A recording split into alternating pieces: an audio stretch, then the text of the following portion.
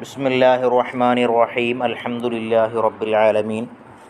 വസ്സലാത്തു വസ്സലാമു അലാ അഷ്റഫിൽ മുർസലീൻ വഅലാ ആലിഹി വസഹ്ബിഹി അജ്മഈൻ. അമ്മാ ബഅദ്.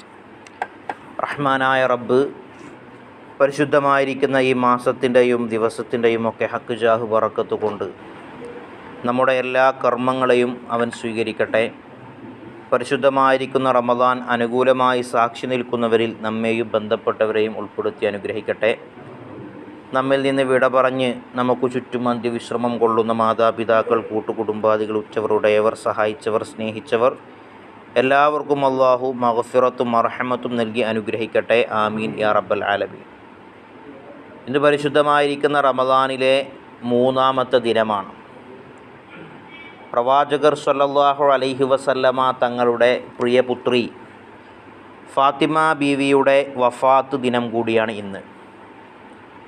നമുക്കെല്ലാവർക്കും അറിയാവുന്നതുപോലെ നമ്മുടെ ചുറ്റുമുള്ള സംഭവ വികാസങ്ങൾ നമ്മൾ കണ്ണോടിച്ച് നോക്കുമ്പോൾ നമ്മുടെ സാമൂഹികാരോഗ്യം വളരെ കുറഞ്ഞുകൊണ്ടിരിക്കുന്ന ഒരു കാഴ്ചയാണ് നമുക്ക് കാണുന്നത്. സാമൂഹികാരോഗ്യം എന്ന് പറഞ്ഞാൽ ആളുകൾക്കൊന്നും ഒന്നിനും ഒരു ബോധമല്ല. നമ്മുടെ ലഹരികളാണെങ്കിലും മറ്റു കുടുംബ ബന്ധങ്ങളാണെങ്കിലും മറ്റു സാമൂഹിക ബന്ധങ്ങളാണെങ്കിലും എല്ലാം കുറഞ്ഞുകൊണ്ടിരിക്കുന്ന ഒരു സംഗതിയാണ് നമ്മൾ കണ്ടുവരുന്നത്. കുടുംബ ബന്ധങ്ങളിലുള്ള പ്രശ്നങ്ങൾ, ഭാര്യ ഭർത്താക്കന്മാരടക്കമുള്ള, അതുപോലെ തന്നെ ഭർത്താവിൻ്റെ ഉമ്മ ഉപ്പ, അങ്ങനെയുള്ള രീതിയിലുള്ള എന്നു വേണ്ട പല രീതിയിലുമുള്ള സാമൂഹിക ആരോഗ്യം നഷ്ടപ്പെട്ടുകൊണ്ടിരിക്കുന്ന ഒരു സാഹചര്യം നമുക്ക് ചുറ്റുമുണ്ട്. പരിശുദ്ധമായ ഖുർആന് നമ്മളെടുത്തു നോക്കുമ്പോൾ അതിൽ മുൻകഴിഞ്ഞ പല പണ്ഡിതന്മാരുടെയും മുൻകഴിഞ്ഞ പല പ്രവാചകന്മാരുടെയും ചരിത്രം നമുക്ക് കാണാൻ കഴിയും. എന്താണ് ഒരു ഇബറത്തായിട്ട്, ഒരു ഗുണപാഠമായിട്ടാണ് അല്ലാഹു സുബ്ഹാനഹു വ തആല നമുക്കതെല്ലാം ഇത്തരത്തിലുള്ള മുൻകഴിഞ്ഞ പൂർവ്വസൂരികളുടെ ചരിത്രങ്ങളൊക്കെ പഠിപ്പിച്ചു തന്നിട്ടുള്ളത്. എന്തിനാണതങ്ങനെ? കഴിഞ്ഞുപോയ കാലത്തെക്കുറിച്ച് നമുക്ക് പറഞ്ഞു തന്നിട്ട് എന്താണ് ഗുണം? അതിൽ നിന്നൊരുപാട് പാഠങ്ങൾ, ഗുണപാഠങ്ങൾ നമുക്ക് ഉൾക്കൊള്ളാനുള്ളത് കൊണ്ടും നമ്മുടെ ജീവിതത്തിൽ പകർത്താനുള്ളത് കൊണ്ടുമാണ്. വലിയ പ്രയാസത്തിലും പ്രതിസന്ധിയിലും നിൽക്കുന്ന സ്വഹാബികൾക്ക് അവരോട് പറയാണ്, നിങ്ങൾ വെറുതെ സ്വർഗത്തിൽ കടക്കുമെന്ന് നിങ്ങൾ കരുതുന്നുണ്ടോ? നിങ്ങളെക്കാൾ വലിയ പ്രയാസങ്ങൾ അനുഭവിച്ച ആളുകൾ നിങ്ങൾക്ക് മുമ്പ് കഴിഞ്ഞു പോയിട്ടുണ്ട്. അപ്പോൾ സ്വാഭാവികമായിട്ടും വിശ്വാസികളായ ആളുകളെ സംബന്ധിച്ചിടത്തോളം അവർക്കൊരു മനസ്സമാധാനം ഉണ്ടാവും. നരകത്തിൻ്റെ ഭയാനകതയിൽ ഏറ്റവും കൂടുതൽ പറയപ്പെടുന്ന കാര്യം എന്താണ്? നരകത്തിനെ സംബന്ധിച്ചിടത്തോളം അതിൽ ശിക്ഷിക്കപ്പെടുന്ന ആൾ അവൻ്റെ പോലെ ശിക്ഷ അനുഭവിക്കുന്ന മറ്റൊരാളാർക്ക് കാണാൻ കഴിയൂല. അങ്ങനെയുണ്ടാവുമല്ലോ. ഇപ്പോൾ നമ്മൾ മദ്രസയിലായിക്കൊള്ളട്ടെ, സ്കൂളിലായിട്ട് നമ്മൾ പഠിക്കുമ്പോൾ നമ്മുടെ കൂടെ അടി കിട്ടാൻ വേറൊരു തുണക്കാരനും കൂടി ഉണ്ടെങ്കിൽ നമുക്ക് അത്ര പ്രയാസമല്ല. നേരെ മറിച്ച് നമ്മളൊറ്റക്കൊരു കാര്യത്തിൽ കുടുങ്ങുമ്പോൾ ഞാൻ ആരുമില്ലല്ലോ എൻ്റെ ഒപ്പം, വേറെ ആരുമില്ലല്ലോ, ഞാൻ ഒറ്റക്കാണല്ലോ ഇത് അനുഭവിക്കണത് എന്ന ഒരു വേദന, ആ വേദന അതുകൂടെ നരകത്തിലുണ്ടാകുന്ന ആളുകൾക്ക് ഉണ്ടാകുന്നതാണ്. എന്ന് പറഞ്ഞാൽ അവനെപ്പോലെ ശിക്ഷ അനുഭവിക്കുന്ന വേറൊരാളെ കണ്ടിട്ട് ഓനുണ്ടല്ലോ എൻ്റെ ഒപ്പം എന്ന ഒരു സമാധാനം പോലും നരകത്തിലുള്ള ആളുകൾക്ക് ഉണ്ടാവില്ല എന്നുള്ളതാണ്. അപ്പോൾ ഞാൻ പറഞ്ഞു വന്നത്, ഇത്തരത്തിൽ നമ്മളെപ്പോലെ വേദന അനുഭവിച്ച, നമ്മളെക്കാൾ പ്രയാസം അനുഭവിച്ച ഉന്നത ആളുകൾ ഒരുപാട് ജീവിച്ചു പോയിട്ടുണ്ട് എന്ന ഇബ്റത്ത് അല്ലെങ്കിൽ ആ ഒരു ഗുണപാഠം പരിശുദ്ധ ഖുർആനിലൊക്കെ എമ്പാടുമുള്ളതായി നമുക്ക് കാണാൻ കഴിയും. ആ രീതിയിൽ നമ്മുടെ സാമൂഹികാരോഗ്യത്തിനും നമ്മുടെ കുടുംബജീവിതത്തിനും ഒരു പിതാവും മകളും തമ്മിലുള്ള, അത് മക്കളും പിതാക്കളും തമ്മിലുള്ള ബന്ധം എങ്ങനെയായിരിക്കണം, ഒരു നല്ല പിതാവ് എങ്ങനെയായിരിക്കണം, ഒരു നല്ല മകൻ അല്ലെങ്കിൽ ഒരു മകൾ എങ്ങനെയായിരിക്കണം എന്നു വേണ്ട എല്ലാ രീതിയിലുമുള്ള പാഠങ്ങൾ മഹദിയായിരിക്കുന്ന ഫാത്തിമ ബീവി റളിയല്ലാഹു അൻഹയുടെ ചരിത്രത്തിൽ നമുക്ക് കാണാൻ കഴിയുമെന്നുള്ളതാണ്. മുത്തായ റസൂലിൻ്റെ അതേ നടത്തവും അതേ പ്രകൃതവുമായിരുന്നു ഫാത്തിമ ബീവിക്കുണ്ടായിരുന്നത് എന്നുള്ളതാണ് പരിശുദ്ധമായിരിക്കുന്ന ഖുർആനിലൂടെ പറയുന്നത് നമുക്ക് കാണാൻ കഴിയും. ദറബല്ലാഹു മസലൻ ലില്ലദീന കഫറു ഇംറഅത നൂഹിൻ വഇംറഅതു ലൂത്ത് കാനതാ തഹത അബ്ദൈനി മിൻ ഇബാദിനാ സ്വാലിഹീൻ എന്ന് പറയുന്ന ആയത്തിൻ്റെ വിശദീകരണത്തിൽ മഹത്തുക്കൾ പറയുന്നുണ്ട്, കമാലിയത്ത് നേടിയ എന്ന് പറഞ്ഞാൽ ഈമാനികമായി ഔന്നിത്യത്തിലെത്തിയ പുരുഷന്മാർ നിരവധിയുണ്ട്. ആ വിഷയത്തിൽ സ്ത്രീകളുടെ കൂട്ടത്തിൽ വളരെ കുറഞ്ഞ ആളുകൾ, അല്ലെങ്കിൽ പുരുഷന്മാരെ പോലെ അവരെക്കാൾ വലിയ മഹത്വങ്ങളൊക്കെ നേടിയ ആളുകൾ സ്ത്രീകളുടെ കൂട്ടത്തിൽ പ്രധാനമായും 4 ആളുകളാണ്. ഒന്ന് മറിയം ബിൻത്ത് ഇമ്രാൻ, മഹദിയായിരിക്കുന്ന മറിയം ബീബി റളിയല്ലാഹു അൻഹ. അവരുടെ ചരിത്രം നമുക്കറിയാമല്ലോ. പരിശുദ്ധമായ ഖുർആൻ അതുകൊണ്ടാണത് പറയുന്നത്. വദറബല്ലാഹു മസലൻ ലില്ലദീന ആമനു ഇംറഅത ഫിർഔന ഇദ് ഖാലത് റബ്ബി ഇബ്നി ലീ ഇൻദക ബൈതൻ ഫിൽ ജന്ന വനജ്ജിനി മിൻ ഫിർഔന വഅമലിഹി വനജ്ജിനി മിനൽ ഖൗമിൽ ളാലിമീൻ വമറിയമ ബിനത ഇംറാൻ അല്ലതി അഹ്സനത് ഫർജഹ. ഒരു പെണ്ണ് അവളുടെ ജീവിതത്തിൽ നേരിടുന്ന ഏറ്റവും വലിയ ആരോപണം, തൻ്റെ ഉറ്റവരും ഉടയവരും തനിക്ക് സഹായവും സംരക്ഷണവും നൽകേണ്ട ആളുകൾ പോലും കുറ്റപ്പെടുത്തുകയും ഒറ്റപ്പെടുത്തുകയും ചെയ്ത് വലിയ പ്രയാസത്തിലൂടെ കടന്നുപോയ ആളായിരുന്നു മഹദിയായ മറിയം ബീവി. നമുക്കറിയാം, മഹാനായിരിക്കുന്ന ജിബ്രീൽ അലൈഹിസ്സലാത്തു വസ്സലാം പിതാവില്ലാതെ, അതായത് അവിടുന്ന് റൂഹിനെ ഊതിക്കൊടുത്തപ്പോൾ, ജിബ്രീൽ അലൈഹിസ്സലാം ഊതിക്കൊടുത്തപ്പോൾ പിതാവില്ലാതെ ജനിച്ച കുട്ടിയാണ് മഹാനായിരിക്കുന്ന ഈസാ നബി അലൈഹിസ്സലാം. ആ ഒരു കാലഘട്ടത്തിൽ അവിടുന്ന് നേരിടേണ്ടി വന്ന വലിയ മാനസികമായ ബുദ്ധിമുട്ട്. എന്നിട്ടും മറിയം ബീവിക്ക് ആത്മഹത്യ ചെയ്യാൻ തോന്നിയിട്ടില്ല. ഇന്നലെ നിങ്ങളെല്ലാവരും ന്യൂസ് കണ്ടിട്ടുണ്ടാവും. ഒരു പേന, കുട്ടിയുടെ അനിയനുമായിട്ട് പേനയ്ക്ക് തല്ലുകൂടിയിട്ട് പേന കൊടുക്കാത്തതിൻ്റെ പേരിൽ പോയി ആത്മഹത്യ ചെയ്യുന്ന കുട്ടികൾ, ഇംഗ്ലീഷ് പരീക്ഷ നന്നായി എഴുതാൻ കഴിയാത്തതിൻ്റെ പേരിൽ ആത്മഹത്യ ചെയ്യുന്ന കുട്ടികൾ എന്നു വേണ്ട വളരെ നിസ്സാരമായ കുടുംബ പ്രശ്നങ്ങൾക്ക് അല്ലെങ്കിൽ നിസ്സാരമായ കളിവിനോദങ്ങൾക്ക് പരാജയപ്പെട്ടതിൻ്റെ പേരിൽ, ലോകത്തിൻ്റെ എവിടെയോ കിടക്കുന്ന ആളുകൾ ഏതൊക്കെയോ കളിയിൽ പരാജയപ്പെട്ടതിൻ്റെ പേരിലൊക്കെ സ്വന്തം ജീവിതം കളയുന്ന തരത്തിലേക്ക് നമ്മുടെ സാമൂഹികാരോഗ്യം നഷ്ടപ്പെട്ടു പോയി എന്നതാണ് ഞാൻ തുടക്കത്തിൽ സൂചിപ്പിച്ചത്. അപ്പോൾ അവർക്കൊക്കെ മാതൃകയാക്കുന്ന മറിയം ബീവി ഒരു പെണ്ണാണല്ലോ. ഇത്രയും വലിയൊരു ആരോപണം നേരിടുന്ന സമയത്ത് അവിടുന്ന് ആത്മഹത്യ ചെയ്യുകയാണോ ചെയ്തത്? അല്ലല്ലോ. അള്ളാഹുവരെല്ലാം ഒക്കെ കുട്ടിനെ എന്താ വെച്ചാൽ മൂപ്പരോട് കുട്ടിനോട് ചോദിച്ചോളൂ എന്ന് പറഞ്ഞിട്ട് അവിടുന്ന് ഞാനുണ്ട് ഇല്ലാതെ ആയിപ്പോയിരുന്നെങ്കിൽ എന്ന് വരെ മഹദിയായിരിക്കുന്ന മറിയം ബീവി, ഞാൻ ഉണ്ടായിരുന്നില്ലെങ്കിൽ എത്ര നന്നായിരുന്നേനെ, ആ രീതിയിലുള്ള പ്രതിസന്ധികളിലൂടെ കടന്നുപോയ മറിയം ബീവിയാണ് സ്ത്രീകളുടെ കൂട്ടത്തിൽ കമാലിയത്ത് നേടിയ അല്ലെങ്കിൽ ഏറ്റവും വലിയ ഉത്തമരായി കണക്കാക്കപ്പെടുന്ന ഒന്നാമത്തെ സ്ത്രീ. രണ്ടാമതായി മഹദിയായിരിക്കുന്ന ആസിയ ബിൻത് മുസാഹിം എന്ന് പറയുന്ന ഫിർഔനിൻ്റെ ഭാര്യയായിരുന്ന മഹദിയായിരിക്കുന്ന ആസിയ ബീവി റളിയല്ലാഹു അൻഹ. ആസിയ ബീവിയുടെയൊക്കെ ചരിത്രം നമ്മൾ എടുത്തു നോക്കുമ്പോൾ അവരും ജീവിതത്തിൽ വലിയ പ്രതിസന്ധി നേരിടുന്ന ആളായിരുന്നു എന്നാണ്. ഫിർഔൻ വിവാഹം കഴിക്കാൻ ആവശ്യപ്പെടുകയും ഇല്ലെങ്കിൽ പിതാവിനെ വധിക്കും അല്ലെങ്കിൽ പിതാവിന് വലിയ പ്രയാസത്തിലാകും എന്നുള്ള ഗത്യന്തരമില്ലാത്തൊരു സാഹചര്യത്തിൽ വരികയും മൂസാ നബി പ്രവാചകനാണ് അല്ലെങ്കിൽ മൂസയുടെ റബ്ബിനെ വിശ്വസിക്കരുത് എന്ന ഫിർഔനിൻ്റെ ആജ്ഞയെ അതിനെ മുഖവിലക്കെടുക്കാത്തതിൻ്റെ പേരിൽ വലിയ കൊടിയ പീഡനങ്ങൾ മഹദിയായിരിക്കുന്ന ആസിയ ബീവി റളിയല്ലാഹു അൻഹ ആമൻതു ബിറബ്ബി മൂസ വ ഹാറൂൻ എന്ന് മഹദി അവിടുന്ന് പറഞ്ഞ സമയത്ത് ഫിർഔൻ അവരിലേക്ക് അവൻ്റെ കിങ്കരന്മാരെ അയക്കുകയും വലിയ ഒരു പാറക്കഷ്ണം കാണിച്ചു കൊടുക്കുകയും അവളുടെ വാക്കിൽ നിന്ന് പുറത്തു വന്നിട്ടില്ല എങ്കിൽ അവളുടെ നിലപാടിൽ നിന്ന്, അതായത് ഫിർഔനിൻ്റെ നിലപാട് ഞാനാണ് റബ്ബ്, ഞാനാണ് ആരാധിക്കപ്പെടേണ്ടവൻ എന്നാണ് ഫിർഔനിൻ്റെ വാദം. ആ ഫിർഔനിൻ്റെ വാദം അംഗീകരിക്കാതെ നീയല്ല റബ്ബ്, മറിച്ച് ഹാറൂനും മൂസയും പറയുന്ന ആ റബ്ബാണ് യഥാർത്ഥ റബ്ബ് എന്ന് വിശ്വസിച്ചതിൻ്റെ പേരിൽ ആ മഹദിയെ ചുട്ടുപഴുത്ത മണലാരണ്യത്തിൽ വിവസ്ത്രയാക്കി കടത്തുകയും വലിയ പാറക്കല്ല് ഇടാൻ വേണ്ടി അവിടുത്തെ കിങ്കരന്മാർ ഒരുങ്ങി വരുന്ന സമയത്ത് അല്ലാഹു സുബ്ഹാനഹു വ തആല ഫലമ്മാ അതൗഹാ റഫഅത് ബസറഹാ ഇലസ്സമാ, മഹദി അവിടുന്ന് ആകാശത്തേക്ക് നോക്കിയെന്നാണ്. ഫഅബ്സറത് ബൈതഹാ ഫിസ്സമാ, അപ്പോൾ സ്വർഗ്ഗത്തിൽ അവർ അനുഭവിക്കാൻ പോകുന്ന ആ ബൈത്തിനെ അല്ലാഹു തആല ആകാശത്ത് കാണിച്ചു കൊടുത്തു എന്നുള്ളതാണ്. അങ്ങനെ ഇവർ പാറക്കല്ല് കൊണ്ടിടുന്നുവെന്നതിൻ്റെ മുമ്പ് തന്നെ മഹദിയുടെ റൂഹ് അത റബ്ബി ബിനിലി ഇൻദക ബൈതൻ ഫിൽ ജന്ന, പടച്ചോനെ നിൻ്റെ സാമീപ്യത്തിലായിക്കൊണ്ട് എനിക്ക് സ്വർഗ്ഗത്തിൽ ഒരു വീട് വേണമേ എന്നാണ് മഹദി അവിടുന്ന് ദുആ ചെയ്തത്. അവസാന സന്ദർഭത്തിലും ദുആ ഇൻദക, അള്ളാഹുവിൻ്റെ അടുത്ത് ചാരത്ത്, അള്ളാഹുവിൻ്റെ സാമീപ്യം ഒരാൾക്കുണ്ടാവുക എന്നുള്ളതാണ് ഈ ലോകത്തും പരലോകത്തും ഒരാൾക്ക് ലഭിക്കുന്ന സ്വർഗം കിട്ടുന്നതിനേക്കാൾ ഏറ്റവും വലിയ പുണ്യം. ഇൻദക, അള്ളാഹുവിൻ്റെ ലിഖാ എപ്പോഴും ഇങ്ങനെ ദർശിച്ചുകൊണ്ട് അവൻ അനുഭവിച്ചുകൊണ്ട് ഇങ്ങനെ ജീവിക്കുക എന്നതാണ് ഒരാൾക്ക് ലഭിക്കുന്ന ഏറ്റവും വലിയ പുണ്യം. അതാണ് മഹദിയായിരിക്കുന്ന ആസിയ ബിൻത് മുസാഹിം റളിയല്ലാഹു അൻഹ. മൂന്നാമതായി നമുക്കെല്ലാവർക്കും അറിയാവുന്നതുപോലെ മഹദിയായിരിക്കുന്ന ഖദീജ ബിൻത് ഖുവൈലിദ് റളിയല്ലാഹു അൻഹയാണ് സ്ത്രീകളുടെ കൂട്ടത്തിൽ ഏറ്റവും വലിയ ഉന്നതിയിൽപ്പെട്ട മൂന്നാമത്തെ ആൾ. മഹദിയായിരിക്കുന്ന ഖദീജ ബീവിയെ സംബന്ധിച്ചിടത്തോളം അവിടുന്ന് റസൂലിൻ്റെ ജീവിതത്തിലെ ഏറ്റവും പ്രതിസന്ധി, ഏറ്റവും വലിയ, അതായത് റസൂലിന് എന്തൊരു സുഖമായിരുന്നു ആ മലൻ്റെ മുകളിൽ ഇങ്ങനെ ആളുകൾക്കൊക്കെ ഇഷ്ടം, എല്ലാവരും അംഗീകരിക്കുക, എല്ലാവരും ഇങ്ങനെ പുകഴ്ത്തി അല്ല മീൻ എന്നൊക്കെ പറഞ്ഞുകൊണ്ട് ആളുകൾക്കിടയിലൊക്കെ അംഗീകൃതനായിരിക്കുന്ന ഒരാളാണ്. അങ്ങനെ ഗുഹൻ്റെ ഉള്ളിൽ അള്ളാഹിനെ നിമഗ്നനായി ഇങ്ങനെ ഇരുന്നാൽ മതിയായിരുന്നു.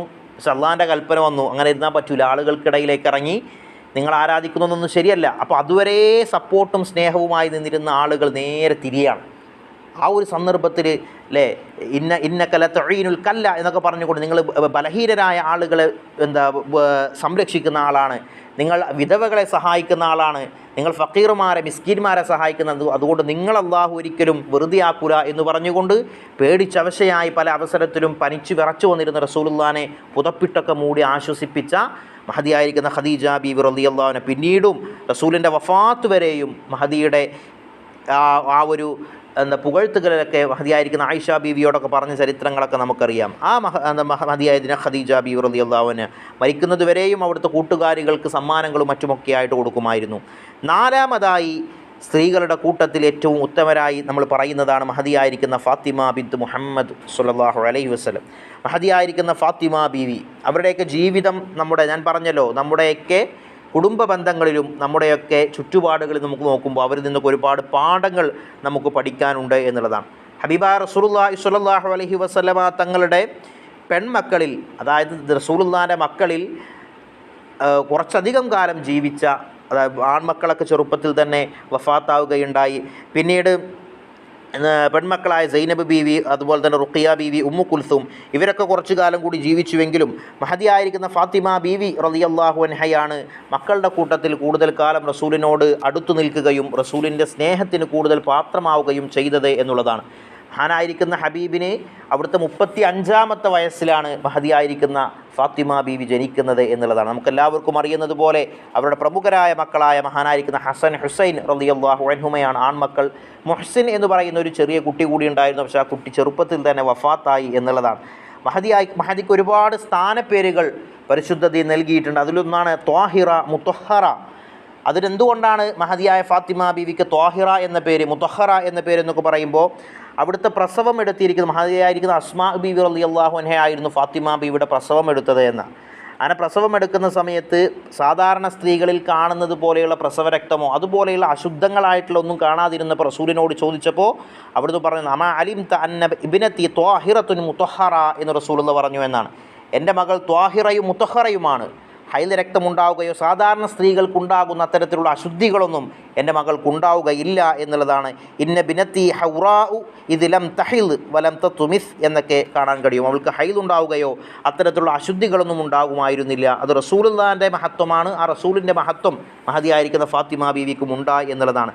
ഇനി ഫാത്തിമ എന്ന പേര് തടയപ്പെട്ടവൾ എന്നാണ് ആ പേരിൻ്റെ അർത്ഥം എന്നാണ്. എന്തുകൊണ്ടാണ് റസൂലിനോട് ചോദിച്ചു, എന്തുകൊണ്ടാണ് റസൂലെ നിങ്ങൾ ഇത്തരത്തിൽ, അല്ലെങ്കിൽ ഫാത്തിമ ബീവിയോട് നബി തങ്ങൾ ചോദിച്ചു എന്നാണ്, ഓ ഫാത്തിമ എന്തുകൊണ്ടാണ് നിങ്ങൾക്ക് ഫാത്തിമ എന്ന പേരിട്ടതെന്ന് അറിയുമോ? അതെന്ന് ചോദിച്ചപ്പോൾ അറിയില്ല എന്ന് പറഞ്ഞു. ഇന്നല്ലാഹ അസ്സ വജല്ല ഖദ് ഫതമഹ വദുജ്ജിയതഹ അനിന്നാരി യൗമൽ ഖിയാമ.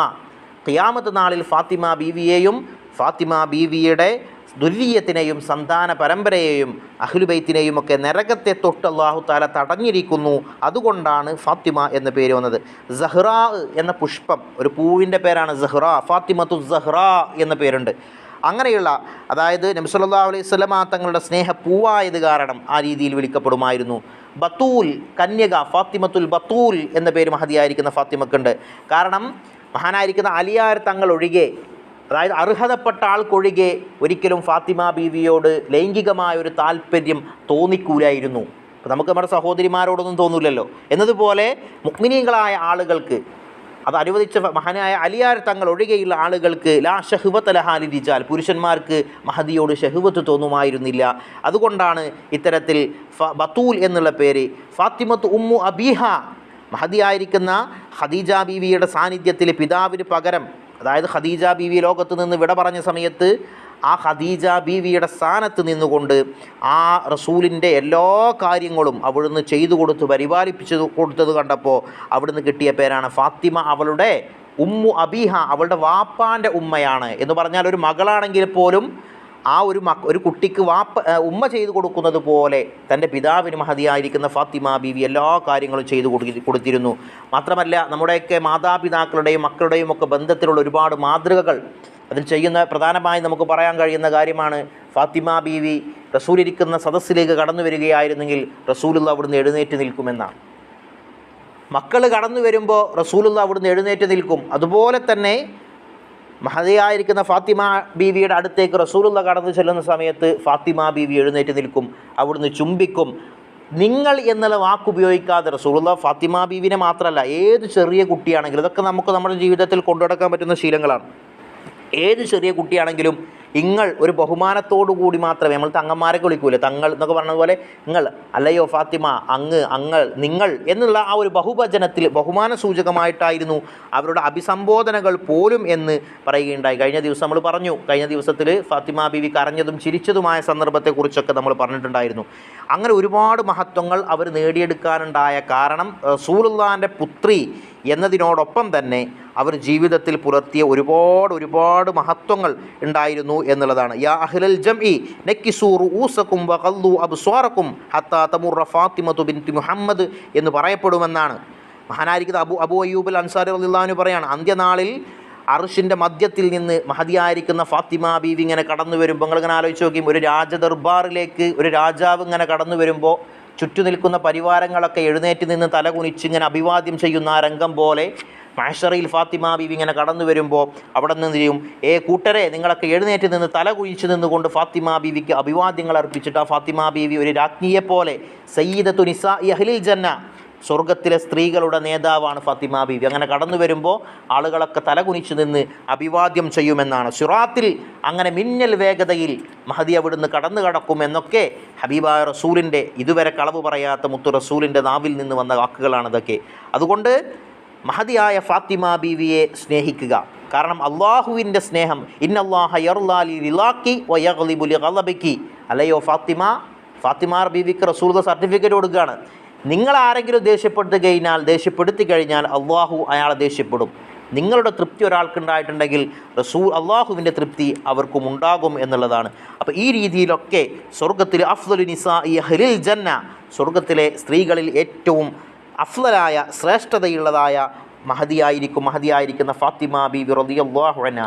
അതുപോലെ തന്നെ ഒരുപാട്. എന്നാൽ ഇതൊക്കെ ജീവിതത്തിൽ ഹബീബായ റസൂൽ ഇസ്ലാമിൻ്റെ അവസാന കാലഘട്ടമെത്തിയപ്പോൾ യുദ്ധത്തിലായിട്ടും മറ്റുമൊക്കെ ഒരുപാട് ഗനീമത്ത് സ്വത്തും ഒരുപാട് സമ്പത്തുമൊക്കെ റസൂലുള്ളാഹി സ്വല്ലല്ലാഹു അലൈഹി വസല്ലമ തങ്ങൾക്കൊക്കെ വന്നു കഴിയുമ്പോഴും റസൂലുള്ള ഒരിക്കൽ പോലും തൻ്റെ മകളെ വിളിച്ചു വരുത്തി എൻ്റെ കുട്ടികൾക്ക് ആദ്യമൊക്കെ എഴുതിയൊക്കട്ടെ എന്ന് എഴുതി റസൂലുള്ള ഇങ്ങനെ എഴുതി വെക്കുകയല്ല ചെയ്തത്. നമുക്കറിയാം ചരിത്രത്തിൽ ഉഹദ് യുദ്ധമല്ല, ഒരു യുദ്ധം കഴിഞ്ഞതിന് സമയത്ത് അവിടുന്ന് വിവാഹമൊക്കെ കഴിഞ്ഞ് വലിയ പ്രയാസത്തിലാണ്. അവിടുന്ന് ആട്ടുകല്ലിൽ ഇങ്ങനെ ആട്ടി കൈകളിൽ മുറിവ് അനുഭവപ്പെടുകയും വെള്ളം കോരി ശ്വാസ ബുദ്ധിമുട്ടൊക്കെ ഉണ്ടായ സമയത്ത് മഹാനായിരിക്കുന്ന അലിയാർ തങ്ങൾ ഫാത്തിമ ബീവിയോട് പറഞ്ഞു എന്നാണ്, പിതാവിൻ്റെ അടുക്കൽ ഒരുപാട് സേവകരുണ്ടല്ലോ, നമുക്കൊരു സേവകനെ കിട്ടുമോ എന്ന് പോയി ചോദിച്ചു നോക്കാൻ വേണ്ടി മഹദിയായിരിക്കുന്ന ഫാത്തിമ ബീവിയെ അയച്ച ഒരു സന്ദർഭമുണ്ട്. അങ്ങനെ ഫാത്തിമ ബീവി അവിടെ നിന്ന് ചെന്നു. റസൂലുള്ളാഹി സ്വല്ലല്ലാഹു അലൈഹി വസല്ലമ തങ്ങളുടെ സവിധത്തിലെത്തി. ഫാത്തിമ ബീവിക്ക് ചോദിക്കാനൊരു മടി, എങ്ങനെയപ്പോൾ ഇത് ചോദിക്കുക, ഒരു കാര്യം ചോദിക്കാൻ. കാരണം അങ്ങനെ ചോദിച്ചു വാങ്ങിയ ഒരു മാ ജാ ബികി യാ ബുനയ്യ, കുഞ്ഞോളെ എന്തിനാണ് നീ വന്നത്? അപ്പോൾ പറഞ്ഞു, ജിത്തുലി ഉസല്ലിമ അലൈക്ക, ഞാൻ സലാം പറയാൻ വേണ്ടി വന്നതാണ്. പറയാനൊരു മടി, എങ്ങനെയാണ് റസൂലിനോടൊന്ന് ചോദിച്ചു വാങ്ങുന്നത്? ഇതുവരെയൊക്കെ കണ്ടറിഞ്ഞ് ചെയ്തു തന്ന ശീലമാണ് റസൂലിനുള്ളത്. എങ്ങനെയാണ് ദുനിയാവിൻ്റെ ഒരു കാര്യം ഞാൻ ചോദിക്കുക എന്നുള്ള ഒരു മടിയിൽ ഫാത്തിമ ബീവി ചോദിച്ചില്ല എന്ന്. ഇസ്തഹയൈതു അൻ അസ്അലഹു, റസൂലിനോട് ചോദിക്കാൻ ഞാൻ മടി, അങ്ങനെ ചോദിക്കാൻ കഴിഞ്ഞില്ല, അതിനെ തിരിച്ചുപോയി. അങ്ങനെ പിന്നീട് രണ്ടുപേരും മഹാനായ അലിയാർ തങ്ങളും ഫാത്തിമ ബീവിയും ഒരുമിച്ച് തിരിച്ചു വന്ന് അവർ ഈ സങ്കടം ബോധിപ്പിച്ചപ്പോൾ അവിടുന്ന് പറഞ്ഞു എന്നാണ്, അത് നിങ്ങൾക്ക് രണ്ടാക്കും തരാനുള്ളതല്ല. യുദ്ധത്തിലെ ഗനീമത്തും സ്വത്തും മറ്റുമൊക്കെ പിടിച്ച് റസൂലുള്ളാഹിൻ്റെ കയ്യിൽ സമ്പത്ത് വരുമ്പോൾ റസൂലിൻ്റെ ശീലത്തൊക്കെ ദാനധർമ്മം ചെയ്യുകയാണല്ലോ, എങ്കിൽ പോലും സ്വജനപക്ഷപാതം, അതായത് സ്വന്തം മക്കൾക്കും കുട്ടികൾക്കും ഉണ്ടാക്കി കൊടുക്കുക, അതൊക്കെ നമ്മുടെ നേതാക്കൾക്കും ഇപ്പോഴത്തെ ഭരണകർത്താക്കൾക്കൊക്കെ പഠിക്കാനുള്ള പാഠമാണ്. സ്വന്തം കുടുംബത്തിൽ എത്രയും വലിയ പട്ടിണിയാണെങ്കിൽ പോലും നമ്മുടെയൊക്കെ എത്രയോ നേതാക്കൾ, ഇപ്പോൾ അത്തരത്തിലുള്ള നേതാക്കളെ കണ്ടുകിട്ടാൻ വളരെ പാടാണ്. കുറച്ച് മുമ്പ് വരെ സ്വന്തം മരിച്ചു കഴിഞ്ഞപ്പോഴും സ്വന്തം കുടുംബത്തിനും മക്കൾക്കും ഒക്കെ കടാണ്. അപ്പോഴും സമൂഹത്തിന് വേണ്ടി ജീവിച്ചിരുന്ന ആളുകൾ അത്തരത്തിലായിരുന്നു ഹബീബായ റസൂൽ. ഉമ്മത്തിന് വേണ്ടി ജീവിച്ചു. അത് അഹ്ലു സുഫത്തിൻ്റെ ആളുകൾക്കുള്ളതാണ്, അത് നിങ്ങൾക്ക് കൊണ്ടുപോകാനുള്ളതല്ല. റസൂലിനോട് എന്താണ് ഇത്രയും വലിയ പ്രയാസത്തിൽ, ചോദിക്കൂലായിരുന്നു. ജോലി ചെയ്ത് ഫാത്തിമ ബീവിയുടെ കൈകൾ മുറിഞ്ഞിട്ടുണ്ട്, വെള്ളം കോരിയിട്ട് ശ്വാസത്തിന് ബുദ്ധിമുട്ടുണ്ട്. ഇങ്ങനെ ബുദ്ധിമുട്ടുന്ന സമയത്ത് റസൂലുള്ളാഹിയുടെ അടുക്കൽ ഒരുപാട് സേവകരുണ്ട്. ആ സേവകരിൽ ഒരാളാണ് പറഞ്ഞയക്കുമോ എന്ന് ചോദിച്ചപ്പോൾ റസൂലുള്ള പറഞ്ഞു, അത് സുഫത്തിൻ്റെ അഹ്ലുകാർ വയറൊട്ടി വിശന്നിരിക്കുകയാണ്, അവർക്ക് കൊടുക്കാനുള്ളതാണ്, അത് നിങ്ങൾക്ക് കൊടുക്കാനുള്ളതല്ല എന്ന് പറഞ്ഞപ്പോൾ ഇവരവിടുന്ന് മടങ്ങിപ്പോയി എന്ന. അങ്ങനെ റസൂലുള്ളാഹി സ്വല്ലല്ലാഹു അലൈഹി വസല്ലമ തങ്ങൾ അങ്ങനെ അന്ന് രാത്രി അവരുടെ വീട്ടിലേക്ക് വരുന്നുണ്ട്. അവർ ആ ഒരു സന്ദർഭം അവിടുന്ന് കിതാബുകളൊക്കെ വിശദീകരിക്കുന്നുണ്ട്. അവരുടെ വിരിപ്പിൻ്റെ അവസ്ഥ കാല് മൂടിയാൽ തല മൂടൂല, തല മൂടിയാൽ കാല് മൂടൂല, അത്രയും വലിയ ദാരിദ്ര്യത്തിലായിരുന്നു.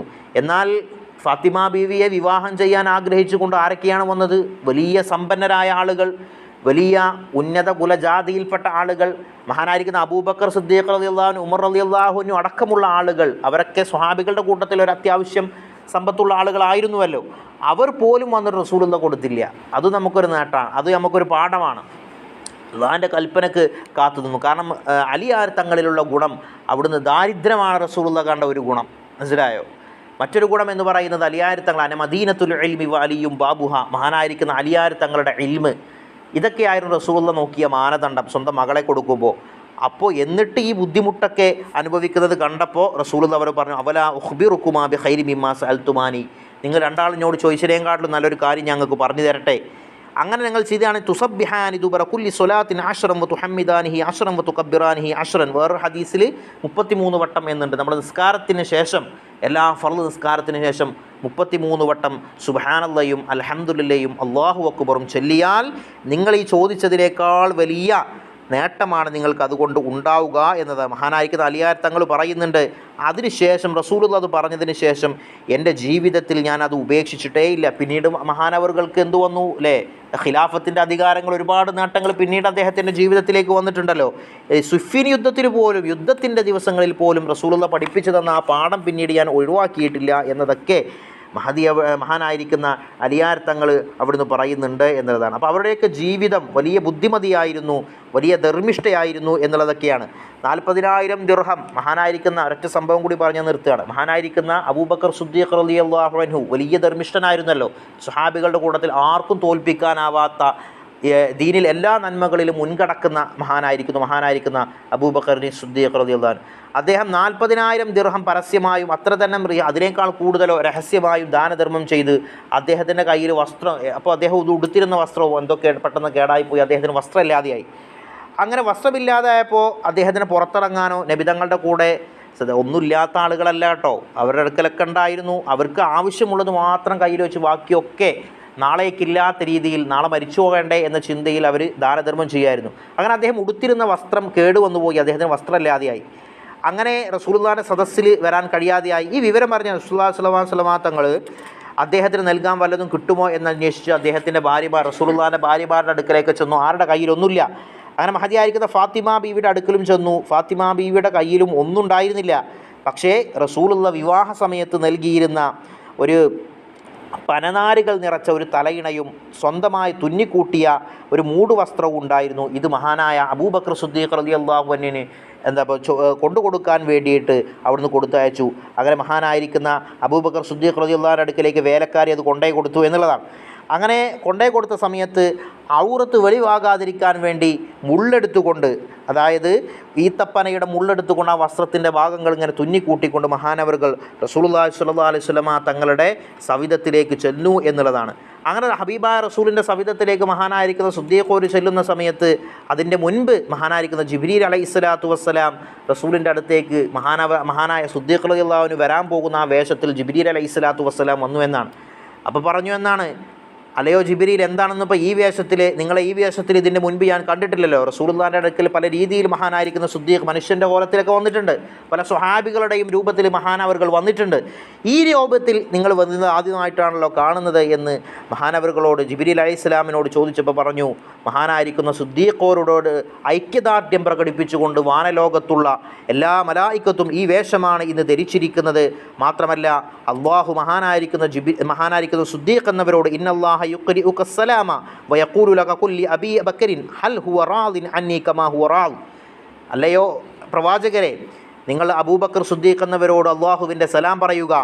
എന്നിട്ട് ചോദിക്കണം, അള്ളാഹു അദ്ദേഹത്തെ തൃപ്തിപ്പെട്ടതുപോലെ അദ്ദേഹം അള്ളാഹുവിലും തൃപ്തിപ്പെട്ടവരാണോ എന്ന് ചോദിക്കാൻ വേണ്ടി അള്ളാഹു സുബ്ഹാനഹു വ തആല, അള്ളാഹ്ക്കറിയാം തൃപ്തിപ്പെട്ടവനാണെന്ന്, എങ്കിലും ആ ഒരു അടിമയോടുള്ള സന്തോഷത്തോടു കൂടി ഇത് പറഞ്ഞ സമയത്ത് റസൂലുള്ളാഹി ഈ വിഷയം മഹാനായിരിക്കുന്ന സിദ്ദീഖ് എന്നവരോട് പറഞ്ഞപ്പോൾ അവിടുന്ന് കരഞ്ഞുകൊണ്ട് പറയും, ഇലാഹി അന അൻക റാദിൻ വ അൻത റാദിൻ അന്നി, നീ എന്നെ തൊട്ട് തൃപ്തിപ്പെട്ടതുപോലെ ഞാൻ നിന്നെ തൊട്ടും തൃപ്തിപ്പെട്ടവനാണെന്ന് അവിടുന്ന് പറഞ്ഞു എന്നുള്ളതാണ്. അപ്പോൾ ഇതിൻ്റെ അടിസ്ഥാന മഹതിയായിരിക്കുന്ന ഫാത്തിമ ബീവിയുടെ ധർമ്മിഷ്ഠത, അവിടുത്തെ വിവാഹം ഉഹുദ് യുദ്ധത്തോട് ബന്ധപ്പെട്ടുകയാണ് മഹാനായിരിക്കുന്ന അലി ബിൻ അബി ത്വാലിബ് റളിയല്ലാഹു അൻഹുവിനെ വിവാഹം കഴിച്ചു കൊടുക്കുന്ന ഉഹുദ് യുദ്ധവുമായി അതിൻ്റെ സാഹചര്യത്തിലാണ്, ആ ഒരു സമയത്താണ് മഹാനവറുകൾക്ക് മഹദിയായിരിക്കുന്ന ഫാത്തിമ ബീവിയെ വിവാഹം ചെയ്തു കൊടുക്കുന്നത് എന്നുള്ളതാണ്. അപ്പോൾ ഇത്തരത്തിലുള്ള ഒരുപാട് കാര്യങ്ങൾ പറയുകയാണെങ്കിൽ അവരുടെയൊക്കെ ചരിത്രം ഒരുപാട് നമുക്ക് എടുത്തു പറയാനുണ്ട്. അതുകൊണ്ട് അവരോട് സ്നേഹിക്കുക എന്നത് തന്നെയാണ് അഹ്ലുബൈത്തിനോടുള്ള സ്നേഹം.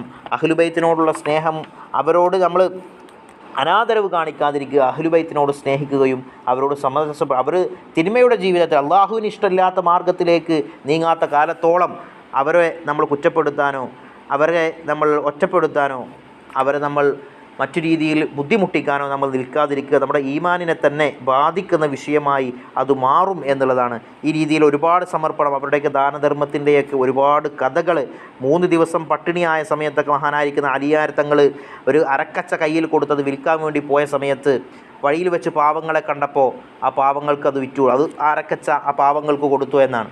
അങ്ങനെ മഹാനായിരിക്കുന്ന ജിബ്രീൽ എന്നവർ ഒരു മനുഷ്യരൂപത്തിൽ ഒരു ഒട്ടകത്തെയും കൊണ്ടുവന്ന് അദ്ദേഹത്തിൻ്റെ കയ്യിൽ കൊടുത്തു എന്നാണ്. അപ്പോൾ അദ്ദേഹം പറഞ്ഞു, ഈ ഒട്ടകങ്ങൾക്ക് വേണോ എന്ന് ചോദിച്ചു.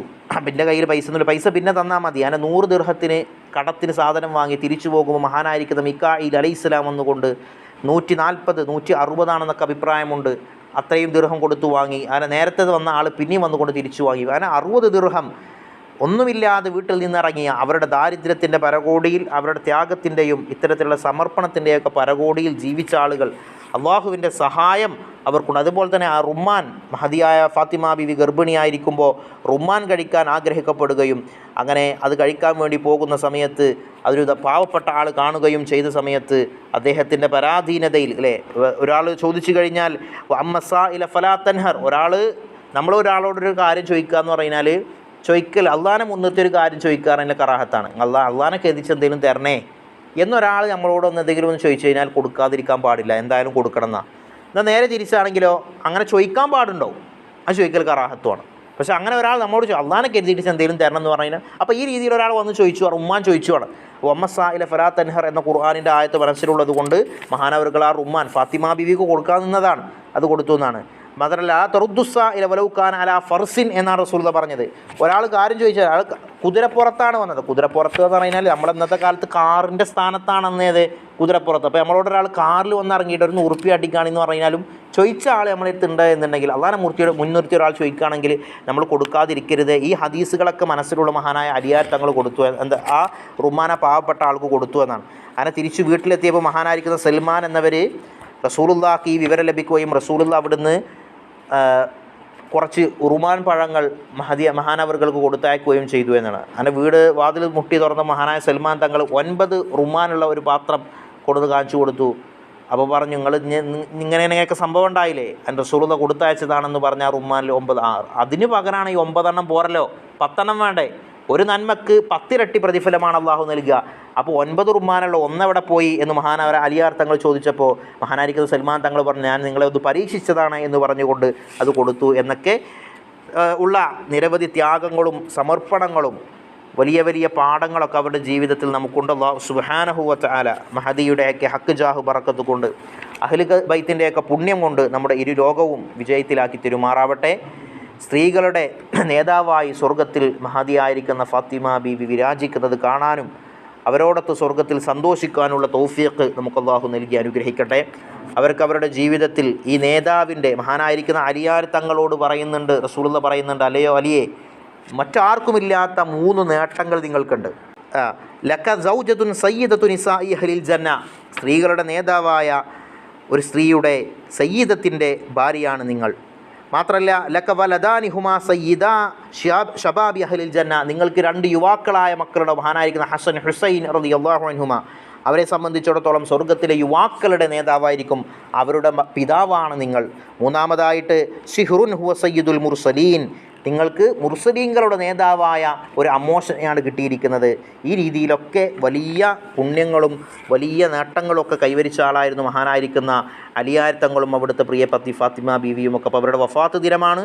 ഇൻഷാ അല്ലാഹ് അവരുടെ പേരിൽ ഫാത്തിഹ ചോദി സ്വലാത്ത് ചൊല്ലി പിരിയാം. അൽ ഫാത്തിഹ.